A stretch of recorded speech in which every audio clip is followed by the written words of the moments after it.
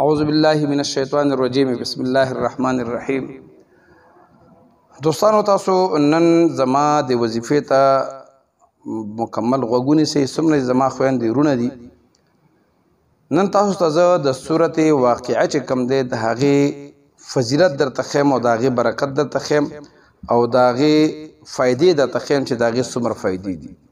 لاول خورته د مبارکي د حضور کریم صلی الله علیه وسلم یو حدیث مبارک وړاندې کوم.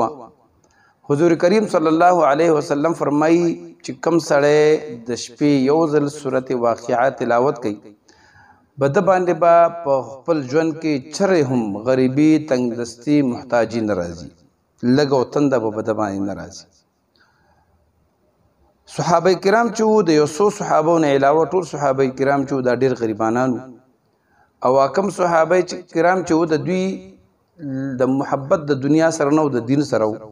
نو دوی به دومره رزق غټو دومره پیسې به غټل چې دوی دا جون به پیتیرې ده. نو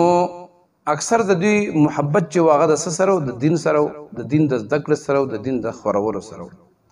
حضرت عبد الله ابن مسعود رضی الله تعالی عنہ چې کله د وفات کېدو وخت راغی نو حضرت عثمان رضی الله تعالی عنہ چې ډیر مالدار صحابي او د حضور کریم صلی الله علیه وسلم زمو هغه دغه خپل راغ او هغه وخت کې ورته 1,00,000 درهم پیش کړه وړاندې کړه ورته چې دا ز تاسو له درکوم. حضرت عبد الله ابن مسعود رضی الله تعالی عنہ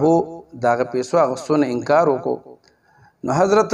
عثمان رضی الله تعالی عنہ ورته فرمایي چې دا ز تعالی نه درکوم دا ز ستاده کمی لورګانی چې کم دي دا دې د پاره در کومه ځکه چې ستانه پس ته وفات ستانه پس د دې د دوی د غټلو او د دوی د ساتونو څوک نشته. نو دوستانو د حضور کریم صلی الله علیه وسلم په حدیث باندې د صحابه څومره ایمان. نو حضرت عبد الله ابن مسعود رضی الله تعالی عنہ ورته سوی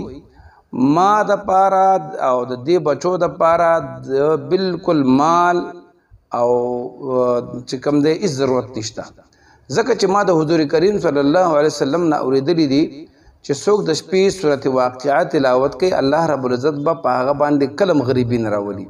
نو ما خپل بچو ته سوره واقعه خودلې دا واغې ته دې شي ضرورت نشته. نو د قضای حاجات د پاره د حاجتونو د پوره کېدو د پاره د مالی مسائل غریبۍ د پاره د کاروبار د پاره د چا چې څه حاجت وي دا غي د پاره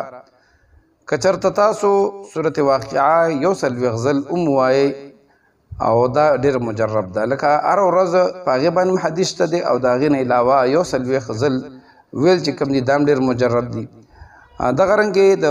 مالی معاملات چې تاسو پیسو ته एकदम ضرورت شو حاجت هم شو ورته نو د مازیګر مو نه پس سوار لزل سوره واقعه ویل دا هم ډیر مجرب دي د کوم الله رب عزت ډیر برکت اچولې دي.